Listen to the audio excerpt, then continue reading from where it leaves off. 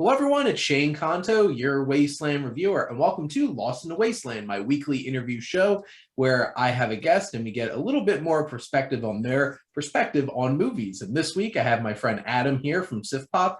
Welcome back, Adam, for your second round on the show. Yeah, thanks for having me. Glad to be back. Awesome.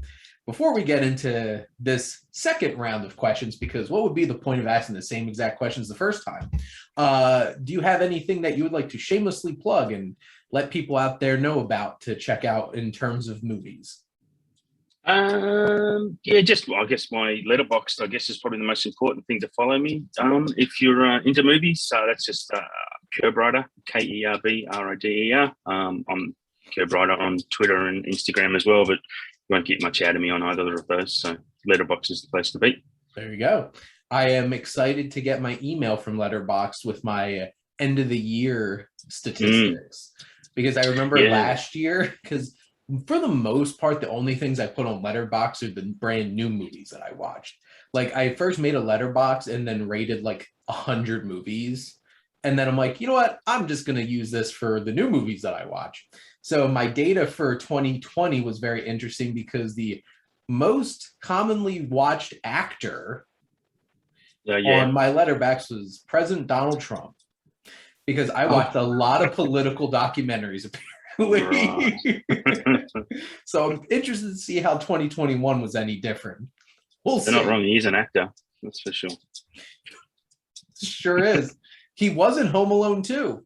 There you go. That's right. Yeah. So my first question for you, Adam, is what is a previously released film that you have never seen yet that you're most excited to check out? Well, you know me a little bit, Shane. So I'm actually doing the regular columnist now on SiftPop for 20th Century Cinema. So I've been doing some delving back to movies pre-1970. So that list, I have a really, really long list of movies that I want to see. But narrowing it down, I'm really keen on seeing 8.5. I actually brought the Blu-ray of that a few months ago now, and it's still sitting on my shelf because I'm too lazy to get up and put it in the machine. So it's just easier to push a button on a streaming service, you know. So yeah, I'll get there one day when I've got a bit of free time and I can settle in and watch it. But yeah, 8.5 for sure, because I've heard nothing but amazing things, and very keen. And that's definitely one that you have to like commit to, because well, first off, obviously it's an Italian film, so like it's subtitled, but also like it's not a straightforward film. So it's kind of the thing where it's just like there's very surrealist kinds of elements to it and keeping track of it. It's like a stream of conscious kind of experience. And I've watched it once and I'm like, I don't think I was ready for this. And that's what I'm waiting for, to be in the right space and time. I know it's on HBO Max here. And because I was going through HBO Max today, I'm like, I'm going to have to watch this again at some point. And you never know. Maybe we'll be having Fellini winning my tournament and be the next director to be on there. I don't think so. Possible. No, probably not. I'm 100% predicting Christopher Nolan's going to win this time. Yeah, that's sad. But we're going to find out. At least that'll only be like 2.5 months, because the Scorsese train's still going. Still going strong into April. It's a year, that one. Chalk me up for the Prestige, though, if you do get Christopher Nolan. Well, you probably have a few in mind for the Prestige. I love the Prestige so much. It's one of my all-time times for sure. Now, shifting gears a bit, because instead of looking backwards, let's look forwards. So what's a film that's going to be released in the future that you're most excited to see? Well, look, I look forward to 2022 only at the moment. So I'm going to discount some of the Star Wars stuff that's planned, because I don't think there's anything planned for next year. I actually have 11 on my list for next year that I've thought, these are probably what I'm most looking forward to, but I've narrowed it down to 3 as maybe equal running. So first is The Batman, because of that looks... I couldn't avoid a trailer when I went to watch The Matrix the other night. That was the trailer at the cinema, and I was just like, all right, too bad I'm forced to watch this, like Clockwork Orange style. So I am keen on The Batman. Mission Impossible 7, because all those movies, especially with Kristen McQuarrie on board, I'm pumped for those. They're spectacular. I rewatched Fallout on my birthday. Yeah, they're so good, right? They're so good. The only bad one in the bunch is number 2, and I still have fun with 2. I think John wooed a little too hard on that one. He did, yeah, he did. It was very wooey. And Across the Spider-Verse, because Into the Spider-Verse is one of my favorite movies for the last few years. And if I'd watch Lord Miller direct a cat in the backyard, honestly, like they are. I don't think they're directing this one particularly, but if they're involved, I'm involved. So, yeah. Lord and Miller's cats. Oh God. Nice. I guarantee you they won't make the same mistake. They'd make it better. I still bear a grudge against Lucasfilm for getting rid of them off Solo, because that would have been such a differently brilliant movie. Solo was very safe, and it's because Ron Howard is very safe. And like, I still like Solo. I like Solo more than most. I know a lot of people who hate Solo, and I'm just like, I thought it was a fine movie. I enjoyed it. Why? Yeah, exactly. It's fun. So, but those are definitely some great picks. I'm definitely down for Mission Impossible. And I'm a huge lifelong fan of Planet of the Apes. I have seen all 5 original films of Tim Burton's one. And obviously the new trilogy too.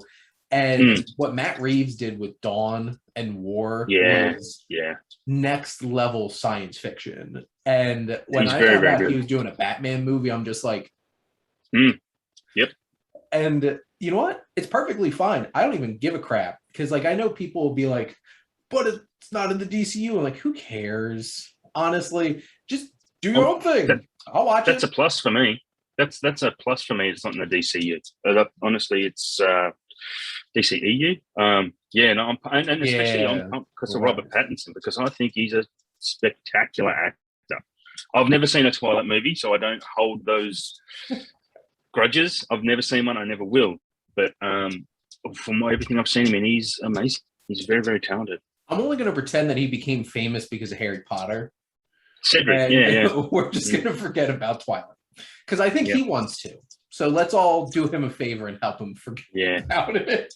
Well, Kristen Stewart's managed to, so, and she's put in a stellar performance this year as well, right? So, she's amazing. Great. She's been in some really great things too, like Personal Shopper and other things that have flown under the radar. But like Robert Pattinson's one of the best actors around. Of his generation, absolutely, definitely. Now, so I love this question because so many people hate remakes. Like, here's the thing. If you could remake something, what would it be? I'm this is going to come up again later when you ask me a question later, but I am largely 99% dead against having remakes of anything, especially movies that were great to begin with, that were classic. I hate those being remade, but I'm still going to go see West Side Story. That one works. I've not seen the original, so I'm not going to let that taint me either. Because I've not been a musical fan until I'm still not really a musical fan, but La La Land and stuff and Hamilton, and I'm turning the corner on those. And Singing in the Rain I watched pretty recently too, and that was spectacular. So I'm turning a corner on those. Maybe it's an age thing. But yeah, like you said, if there was something I had to have remade, I've gone back and picked a couple that I think were underseen and undervalued at the time, and I liked, but I think they could be better. First one is a Hitchcock movie, The Trouble with Harry, which I really love, but I'd like to see what that would look like in a modern setting. I don't know if many people know about that, but basically it's a comedy where a group of people find a dead body and they kind of all try and cover it up because a hunter thinks he's the one that's killed him, and yada yada. It's quite funny. Shirley McClane is adorable, as she always was back then. But my second movie, which I think I absolutely love, but it was a bit ahead of its time. It is a superhero movie, come out before MCU and all that was really even a twinkle in Kevin Feige's eye. Mystery Men, with Ben Stiller and Hank Azaria and William H. Macy, and to mention a few. That movie's like so undervalued. Jeffrey Rush was the villain, right? Yeah. Yep. I think Hank Azaria throws forks or something, and it's just something like that's that. his superpower. Yeah, and it's such an undervalued. It's quirky. It's like one of those typical Ben Stiller quirky, even a dodgeball style Zoolander type of humor, where it's just it's bonkers, but it's great. I don't know many people that have ever seen it, to be honest, but I adore it. I think it's great, and I'd love to see it now made with modern. The superhero craze is all the things, so it'd be good to see that come out again. I think a fun thing to do would be to cast a remake of Mystery Men. Wouldn't it? Yeah. So much fun with that, because there's a lot of comedic talent and a lot of great character actors in that movie. And I think that's fun. Like getting the because Hank Azaria, William H. Macy, Janine Garofalo was in it. Kel was in it, right? From Kenan and Kel Mitchell. I think he was. I'm trying to remember, but I'd have to look that up. It had a very interesting cast of characters in it, and Greg Kinnear was Greg Kinnear. He was Superman kind of. He was the douchebag superhero, like the guy from The Boys, kind of, but a bit tamer. Oh, I had what's his name? The guy who played Paul Rubin. Who was he? Pee Wee Herman. Pee Wee Herman. Yeah. Yes. Yeah. I remember he was like a weird, disgusting character, right? Like there's let's see. Ben Stiller, Janine Garofalo, William H. Macy, Hank Azaria, Kel Mitchell, Paul Rubens, Wes Studi was in this. Greg Kinnear, Jeffrey Rush, Eddie Izzard. There's a lot of Tom Waits is in there. So fun time. But yeah. I'll second it is a very fun movie. Yeah. And for all of you out there even who a haven't sequel. watched Mystery Men, go watch it. Absolutely. Yeah, I appreciate it a lot more nowadays. Now, I remember on the first round, I had been asking people what's their earliest memory of going to the movies, but especially because a lot of us haven't gotten to go as much the past, 2 years. What's your fondest memory of going to the movies? It took me a while to think about that, but then I want to bring this on a downer, but my father passed away this year on Father's Day, ironically enough, and when I was a bit older, teenager, me and him used to go to the movies probably once a week. And as growing up, me and Dad used to just sit in front of the TV and watch TV or movies all the time. So that's kind of how we bonded. We used to make the Bond movies, basically our tradition. We'd go watch Bond movies. And this was around the Pierce Brosnan times, to be honest. So we would always turn up to a Pierce Brosnan movie. And they're probably my fondest memories really. They're all interchangeable. Just, getting to hang out with my dad at the movies. It was, he's definitely a big influence in the reason why I even love film of any kind, to be honest. So, pick one of those Bond movies and that'd be it. Well, I'm sorry to hear that, but that's definitely a special kind of bonding experience, and we'll just forget about that another day. I like all the Pierce Brosnan. I know they're not great, and I watched one of them recently. I think I even reviewed Die Another Day, and it's objectively terrible, but it's still, I don't know, they still hold a place in my heart. I will defend, because I think across the board most people realize GoldenEye was but Tomorrow Never Dies and World Is Not Enough I really enjoy a lot. I love Tomorrow Never Dies. It's dumb and stupid, and and I still think that Sheryl Crow song at the start of it is the best Bond theme. I really love that. The World Is Not Enough by Garbage And yes, the band's actually called Garbage. Yeah. Is great. Garbage. And honestly, besides Denise Richards, there's a lot to enjoy in World Is Not Enough. I don't need Christmas Jones. Like Christmas Jones. We didn't need that. She only comes once a year. Yeah. I have to say, that was one of the cheesiest, worst, most amazing Bond lines. So bad. Thrown into a movie. So bad. But like Electra King was a really interesting, different kind of villain. And I'm like, okay. And not gonna lie, I love Valentine. And Robbie Coltrane and his two small roles in Goldeneye and that were a lot of fun. Yep. Yeah, they were good. They were good times. But now, what's a film that like really exceeded your expectations?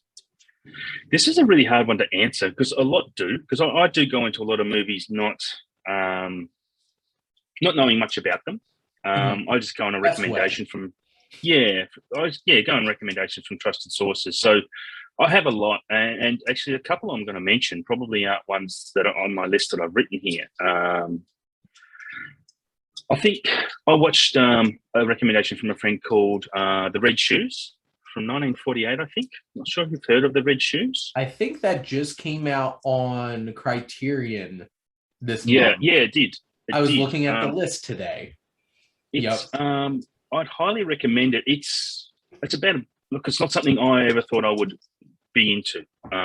It's just about a ballerina, effectively, who kind of, I don't would say she worms her way in, but worms her way into a top line production, like a ballet production. But there's just a piece in the middle of the movie which is just of her performing. And for something in 1948, there's some special effects in there which really just wouldn't hold up to modern standards, but it's still good enough where it just blows you away, the artistry behind it, especially for the time. And look, it's a really great, engaging story. Like, it's very, very good. That's one of them. But I think the biggest one would be The Apartment. I think I watched that earlier this year, and it immediately jumped into my top 10 of all time list because I'm not sure. I'd never seen a Jack Lemmon film before, other than probably Grumpy Old Men when I was a kid. So I never knew much about Jack Lemmon, and then I saw him in this, and I've seen him in a few things since. And he is probably one of the greatest actors that ever lived.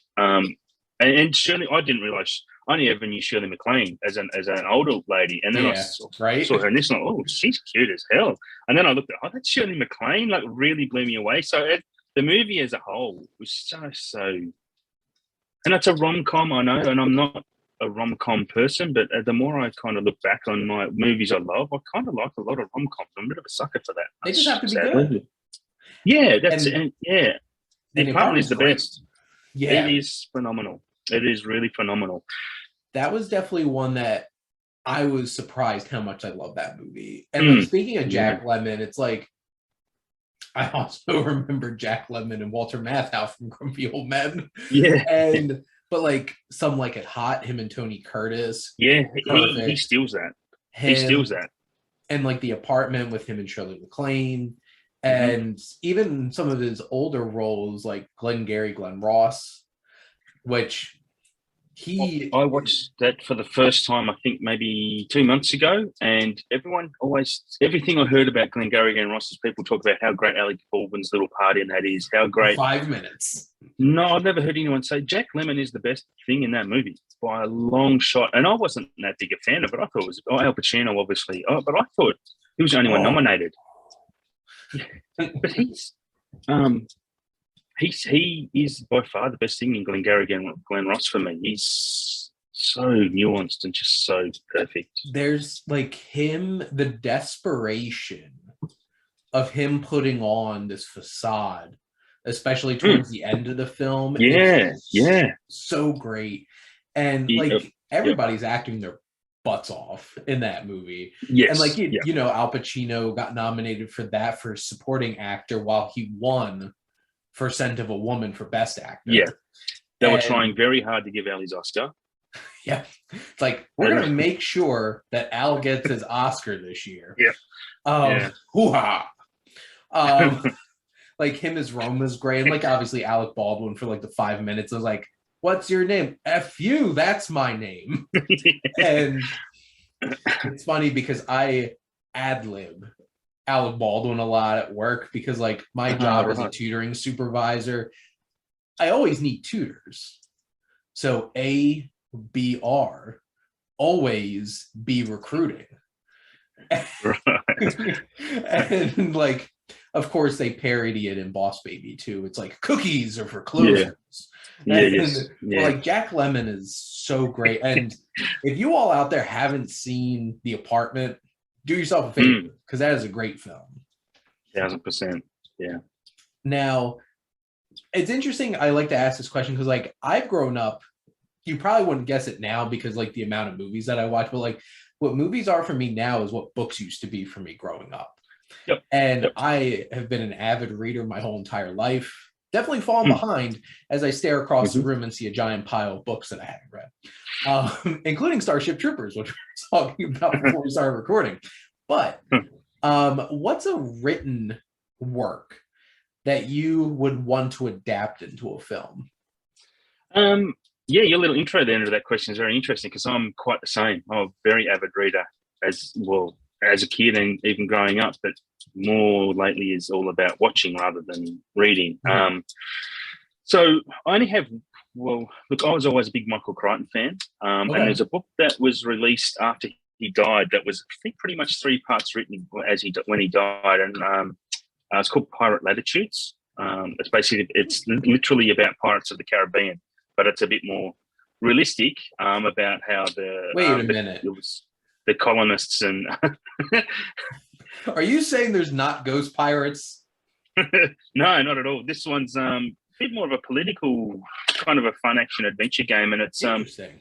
Look, I enjoyed the read. It has been a long time since I've read it, and I probably won't because it's Michael didn't get to finish it, but it was finished for him, so it probably would have turned out a bit better. But look, I think I'd love to see it on film, and when I look on IMDb, it's in development or something. So fingers crossed that gets, hopefully it gets across the line.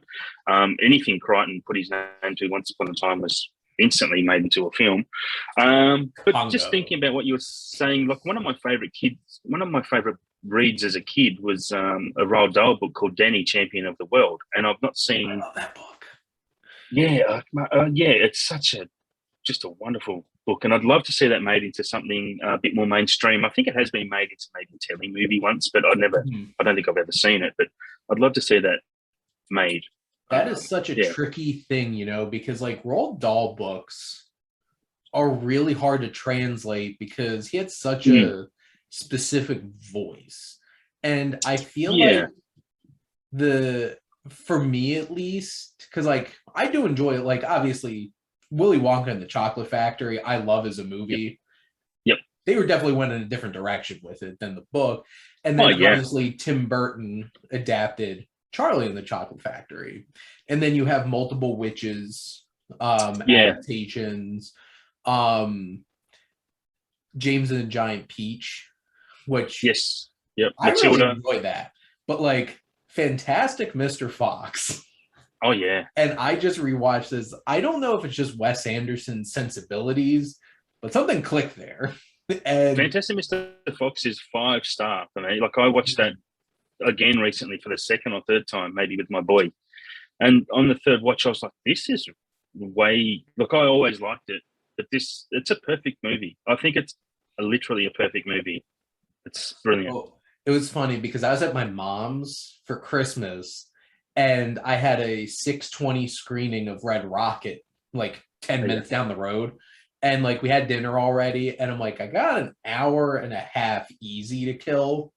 And I got so frustrated trying to find a Christmas movie to put on streaming. And then I saw Fantastic Mr. Fox. I'm like, screw it. Put on Fantastic Mr. Fox instead.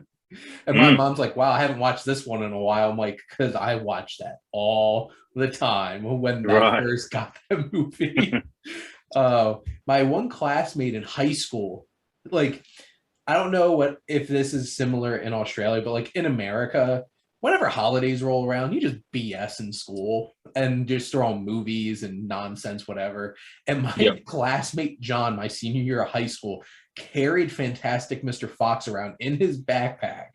And I watched it literally 5 times my senior year of high school because he just kept having that for teachers to play on random days in school. I'm just like, wow, I'm here awesome. in chemistry class watching Fantastic Mr. Fox. That's great. American education system for you. There you go. I think they do that a bit in Australia as well. Yeah. But now shifting gears a little bit into very specific aspects of film, because like it was funny because you were talking about how you were forced to watch the Batman trailer, which I did not watch the new one that came out today. I'm like, if I have to watch this, I'll watch it in a theater. Yeah, I won't even know that a trailer's come out. But what is your favorite trailer? Yeah, like I say, as you mentioned, I do my best not to watch trailers. But this was hard for me to think of because I don't watch trailers a lot. But my answer is probably for my favorite trailer is probably for a movie that I absolutely ended up despising and hating so much. But the trailer for it blew me away. Is The Rise of Skywalker. It was a great trailer, and a bit later, someone actually put the Into the Spider-Verse song on top of it, of the trailer, and it made it even so much better. If you can view that version, it's very good, especially when Daisy jumps over Kylo's speeder. Anyway, that's kind of what I have memories of. But I love that trailer so much, and I had such high expectations, and that movie just broke my heart. It still breaks my heart. All of those Star Wars trilogy trailers got me hard. And like I remember when the Force Awakens one came out, it's like, there's been an awakening. And it's just like, and then like Finn pops up and it's just like, wait a minute. Yeah. And the end of that trailer when they showed the Millennium Falcon, I'm just like, I had just started seeing a girl when around 2015, I guess, and we went to watch, I think it was Skyfall at the cinema. Does that sound about right? It was a Bond movie, and then they had the trailer for The Force Awakens come on, and she knew I liked Star Wars because I have a big Star Wars tattoo on my arm. Yeah. And when the trailer came on, I was like, because I wasn't expecting it, and then when Han and Chewie come in and goes, Chewie, we're home, I started to tear up, and she's looking at me going, are you all right? And she was quite a bit younger than me, the girl, and I was like, yeah, I'm all right. It was just such a, it was really emotional because you wait so long for such high expectation. And I love The Force as much as it is it is a literal reboot. It's still a great movie to watch. It's so fun. JJ did great with that. He did do good. So one thing that I love about the Last Jedi trailer that I don't know if this was done on purpose, but it works so well, is that they really focus on that one line from Luke when he's just like, this isn't going to go the way that you think it is. I'm just like, yep. I think people should have paid attention to that more. Yeah, absolutely. Absolutely. That line means Ryan, if you know Ryan Johnson, he doesn't do anything by halves, and if it's in the movie, it means something. Yeah, and I expected that when I saw that in that trailer, I was like, "Yep, good," because the first one is just like the other ones. I wanted it to branch out and become and grow with its audience, because the Star Wars audience we were children, right? When we grew up and loved that, but we've grown up, make the series grow up, and then Tross come in and just retconned everything that Ryan had built, and he built something great. And when I've read about what Colin Trevorrow was going to do, and I was not a fan of him directing it because the Jurassic World movie is just trash. When I heard his plans, definitely fired him because of Book of Henry. Yeah, and I've heard bad things. Obviously, it is bad things. But yeah, I did read what he had planned. I'm like, see, that's interesting. Yes, yeah. And this was purely fan service. Rise of Skywalker was all fan service for all the haters, the minority of haters. on The Last Jedi. I was actively angry in the cinema watching that. I was like, God damn it. I remember leaving the movie and being like, well, that was a movie. Yep. It had a lot of Star Wars things in it. I did watch it again. I've only seen it twice. I watched it again just to make sure, and I was right the first time. Look, it has its moments. Like, it really has its moments. The fight scene on the ocean planet where the Death Star has crashed or whatever, that's fantastic. Yeah. And there's a couple of other good bits, but overall, that movie is just it's a heartbreaker. Anyway. Sad. Yeah. Now for something completely different. So I'm a huge fan of music, and music can really make a movie, which is why I always love the definitely this when they do the score Oscar. That's one of my favorites to see what winds up winning. Original song, I don't know, because a lot of the time it's just like BS something, unless it's a musical. Yeah. But now, what is your favorite use of an actual song in a movie? This was really hard for me to answer, and I had to really delve into the recesses of my subconscious to come up with something. Right? But one of my all-time favorite movies, which I adore, and I really need to consider my top 20 list, is Pleasantville. I love that movie so much, just for what it means and what it, its themes and. But I guess it hit me at the right spot in my life, to be honest, that movie. But there's a song in there, Fiona Apple does a cover of Across the Universe by the Beatles. And it's just the way where it's laid in near the end, where everyone's finally coming around to getting some colour in their life. It's just used really beautiful. And it's such a great cover. I really adore that. And I kind of get chills when I watch it. And we get to that part. It's fantastic. If you haven't checked it out, get on top of that. It's a huge recommend for me. That is now 2 movies that have been added to my watch list. You've not seen Pleasantville? I have not seen? You know anything about it? It's Tobey Maguire and Reese Witherspoon. Right. And like they get transported into like an old 60s sitcom. Yeah. And William H. Macy is the funniest. Oh, he's so good. And Joan Allen is glorious.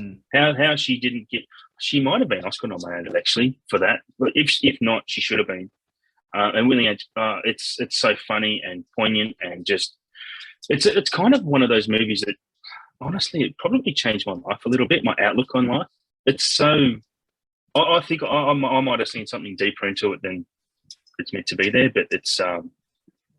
there's a really great message in there, I think. Yeah.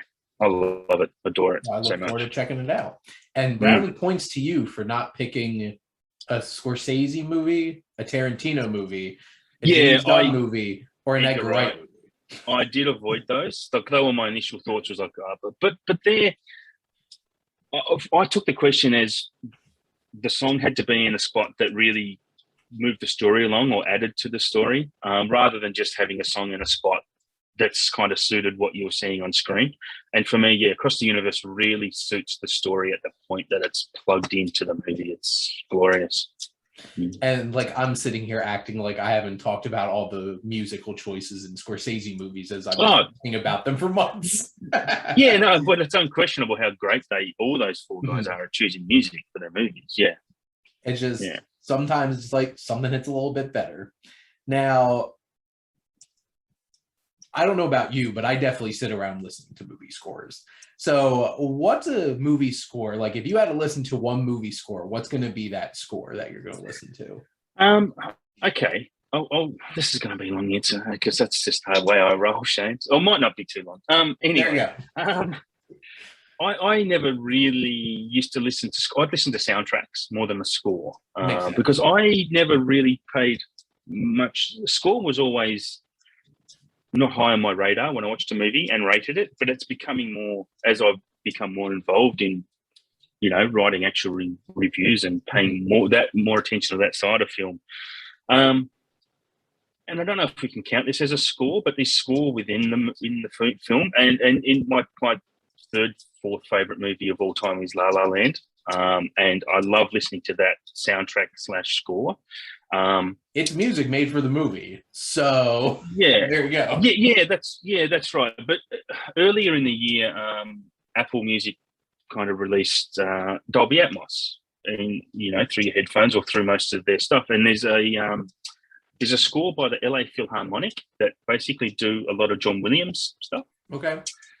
And I've listened to that a lot, especially in Dolby Atmos. And when it comes through your headphones or through your Atmos system, it's basically going through his best bits. And the great one is actually in my top 20, my most listened to of 2021 is Hedwig's Theme from Harry Potter.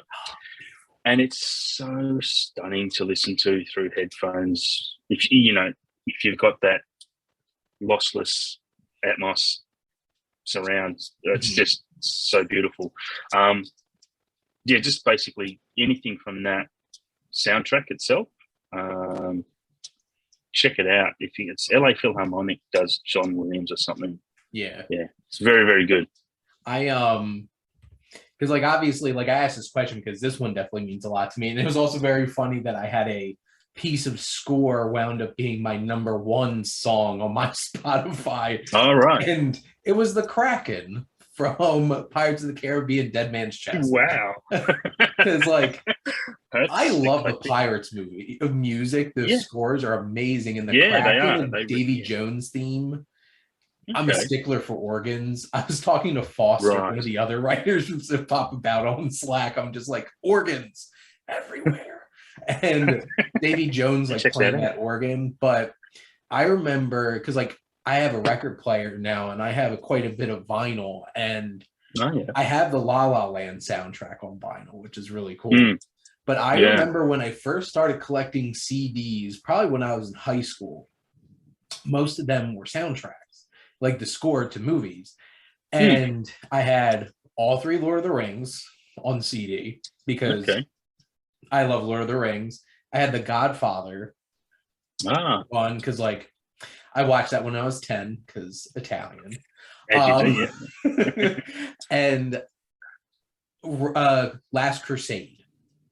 And getting to the end, Rats was definitely one of the those hard dropping strings when Indy goes into the catacombs and there's just rats everywhere, and he's just my dad wouldn't have made it through here. He hates rats.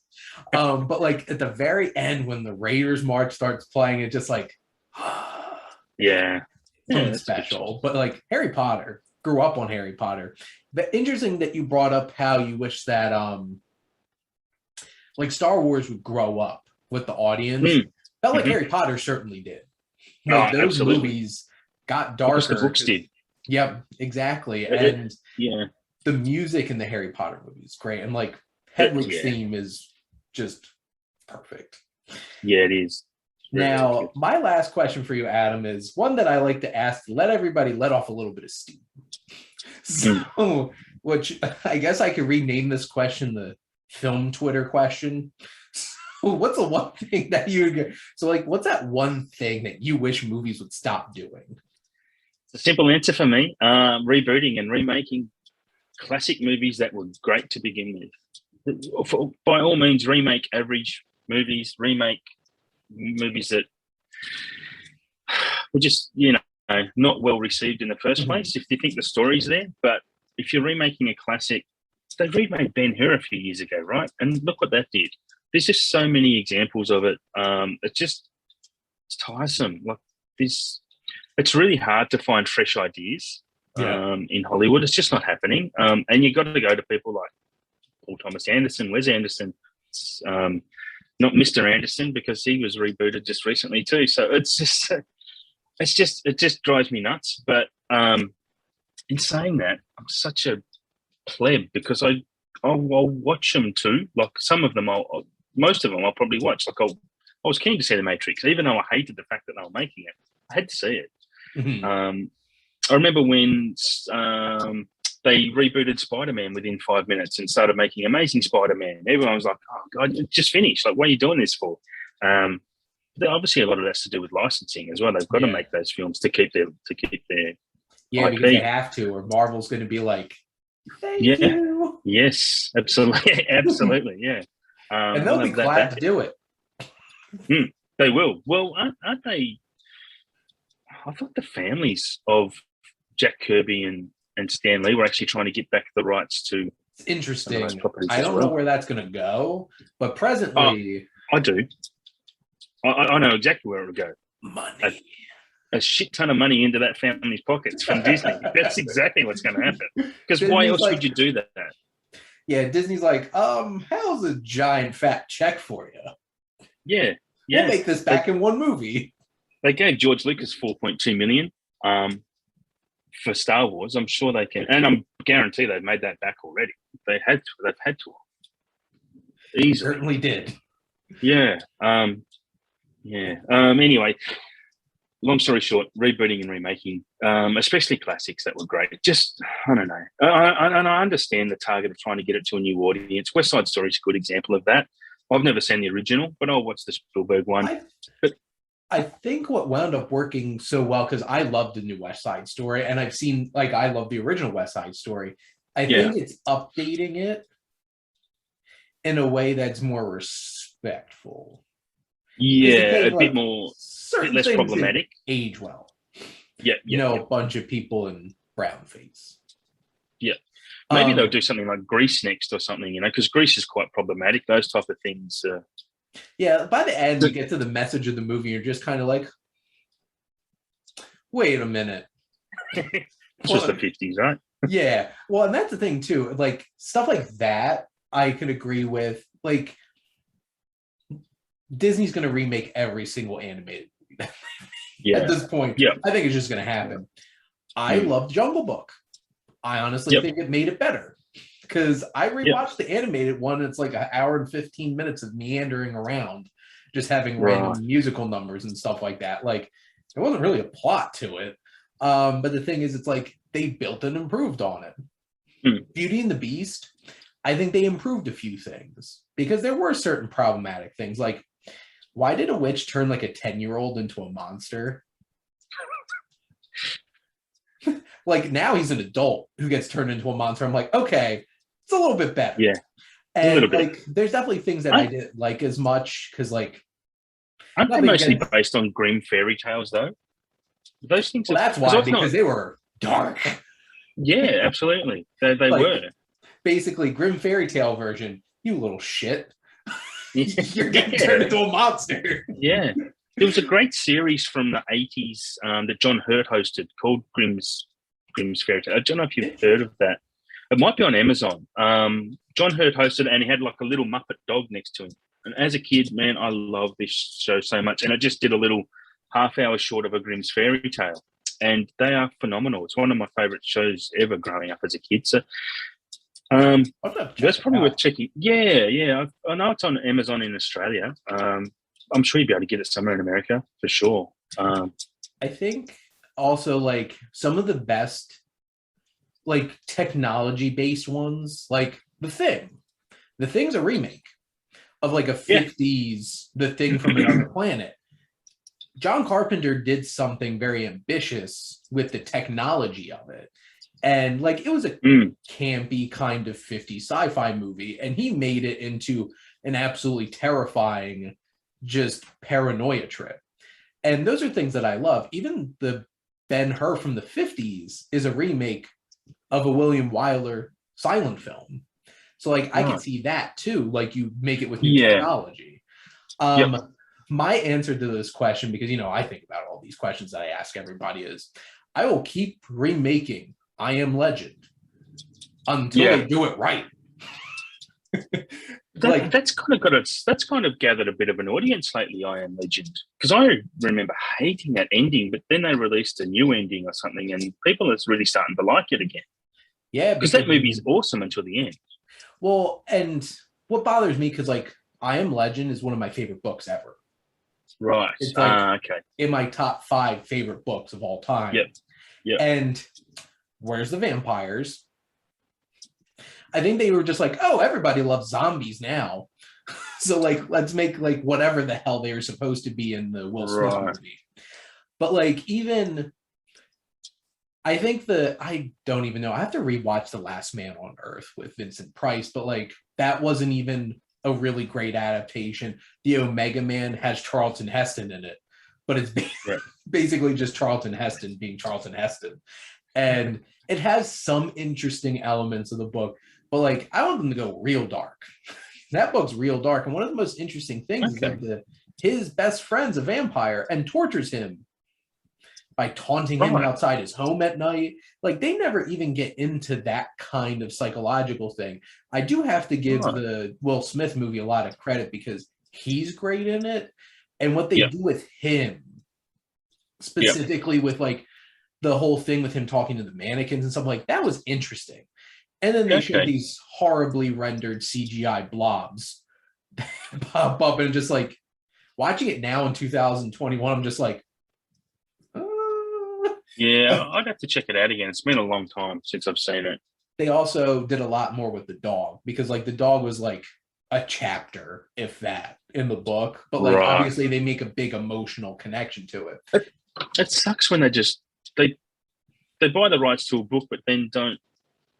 Right, because they love the story, obviously, that the books get done, but they just don't follow the source material. It's really annoying. The World War Z, I guess you'd call it in America. That's another completely different movie than what that book was. Well, I think they realized, I'm like, how much money is this book going to cost to actually adapt?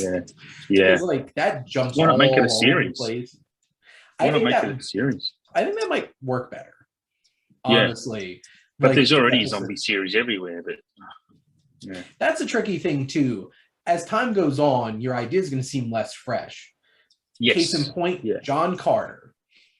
That movie felt so unoriginal in 2012 or whenever that came out, when that was actually the thing that influenced all of the other things that came after that. Because that was like from the 20s and the 30s kind of thing. Like those are old books. John Carter from Mars and stuff like that, but whole entire other thing. But Adam, how I always like to wrap the show up is letting my guest ask me a question. So what would you like to ask the Wasteland Reviewer? I actually haven't nothing prepared, to be honest. What movie are you most looking forward to 2022? That's so like I think this answer would have been different a couple weeks ago before I saw the Northman trailer. And then I did see the Northman trailer, and then I'm like, I need to see the Northman right now, which I don't know if I've heard of that. So for all of you out there that love The Witch and The Lighthouse from Robert Eggers. Oh, yes. They released a trailer for his new film, which oddly enough is not an A24 film. Oh, okay. It's a focus feature film now, which is very interesting, but like it still feels like an A24 movie. I was watching the trailer, I'm like, and Alexander Skarsgård as a vengeful like Viking who's trying to get revenge. Like the running theme in the trailer is like avenge my father, save my mother, kill Fjolnir, who's his uncle. Anya Taylor-Joy sells me, so if she's in it, I'm watching it. Yeah. And I am a huge fan of Robert Eggers. And another little shameless plug here too. So those of you out there who watch Shudder, which is just basically like a horror streaming service, there's a new documentary coming out specifically about folk horror. And Robert Eggers is in it a lot, being interviewed, because The Witch and The Lighthouse is all based off of folklore and stuff like that. Yes. Yeah. I will warn you, this is a 3-hour and 15-minute documentary. But, it's on streaming. You just stop it whenever you want and take a break. And it's in chapters, so they make it really easy for you to kind of stop it. I did sit and watch the whole entire thing at once. I got a screener for it. I can't say much about it. I just wanted to at least say, like, that was really interesting. But I think that one might be my top one right now. It might even just be like recency bias with like the trailer coming out, but like I'm super excited about the Northman because The Witch blew me away, and The Lighthouse was one of my top 3 favorite films of that year. The Lighthouse is great. It's spectacular. Willem Dafoe and Robert Pattinson. This is where Robert Pattinson's Willem Dafoe in that though. Oh, even in No Way Home, Willem Dafoe brings it so hard in that movie. He goes hard in every movie. Oh, yeah, he's glorious. He's a Never great man. phones it in. I love Willem Dafoe. Oh, it made me so happy because like all of the gifs and memes from the original Spider-Man movie of the infinite amount of things that Willem Dafoe said in that movie, and just like, I'm a bit of a scientist myself, or the back to formula, and you can't do this to me. And one of my favorite things to quote from any Spider-Man movie is like, Harry, avenge me. When his ghost is like speaking to him, and it's just like, no. Oh, that makes me so happy that they literally just had Willem Dafoe pop up for one scene in a mirror and just stole Spider-Man 2. But Willem Dafoe's in The Northman, Nicole Kidman's in it, Ethan Hawke's in it, Class Bang, who has popped up in a lot of things recently, as I've noticed. But like, I'm really excited about that. There's Bjork's in it, which Ethan is Hawke as well. Yeah, Ethan Hawke. Yeah. So it's definitely something that's grabbed my attention. But mine too now. There's quite a bit of film. Like, obviously, I'm a huge Marvel fan, and like, I can't wait for Multiverse of Madness and Thor: Love and Thunder, because I can't wait to see Sam Raimi doing a movie again, to be perfectly honest. And I'm a huge fan. Like, he's doing Multiverse of Madness. Oh, that's right, because they kicked off direction, didn't they? Which his Black Phone movie with Ethan Hawke looks really interesting too. It's a new horror film coming out. But that, I'm trying to think what else. Nope. The new Jordan Peele movie coming out. Nope is on my list, yep. Yep. There's one called Bullet Train. Oh, yeah, that's with Brad Pitt in it, right? Yeah, I think so. It's on my list, but I can't remember. I just made a whole entire video for Scribe Magazine, like YouTube channel of this, and now I'm like, what the hell movies did I talk about in that video? I also have Clerks 3 on my list, because being a 90s kids Kevin Smith fan, that's keen for that. This is his last chance. If he does me dirty with this movie, I'm done with Kevin Smith. I like Jay and Silent Bob Reboot. I think that's better than Strikes Back, to be honest, because Reboot has a bit of heart in it. I know. Everyone gives me that look. Like, really? The one particular scene that did get me was Ben Affleck popping back. Yeah, absolutely. That whole movie is pinned on that scene with Ben Affleck and what it means, and I guess what it means to Kevin Smith as well. Because I listened to a few of his podcasts, and I love Kevin Smith. I'll listen to him talk about anything. He's awesome. Just me. You can see how it meant so much to him, I think. Yoga hosers. We won't talk about that. I like Tusk more than most. Tusk is very well written. It's a bit weird. I think Tusk will get its audience eventually, because I think it's quite good. And Justin Long is so great in that. Like, honestly, Justin Long is a bit of a rabbit, but he's really good in Tusk. And I will argue that a lot. So what you're saying is sorry, not sorry? Yeah, sorry, not sorry. Pretty much. The Elvis movie coming out next year too is pretty keen. The Elvis movie. Oh, that's a Baz Luhrmann film, right? It was shot literally just down the two exits down the highway from me. Yes, because Tom Hanks got COVID while filming that movie. I remember that, but like, I have some feelings about Baz Luhrmann. I appreciate how hard he goes with his style. I mentioned, like, it's a movie about Elvis. I'm definitely interested. And it has Tom Hanks in it, too. Yeah. I'm actually keen to see how Austin Butler does as Elvis. Because I think this will make him a star he probably deserves to be. I've seen him in a couple of things. He's in Yoga Hoses, would you believe? Austin Butler. But he's also, he's in Once Upon a Time in Hollywood as well. He's the guy on the horse who, I think, he comes back to when Brad Pitt's at the compound. No, he's at the horse ranch where Brad Pitt goes, and he comes back, and Is that Tex or is that a different character? Yeah, Tex. Yeah, sorry. Yeah, I think it is Tex. Yes.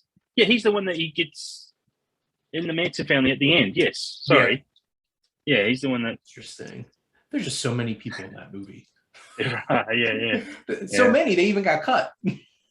There's people that got cut out of that movie. Like, oh, really?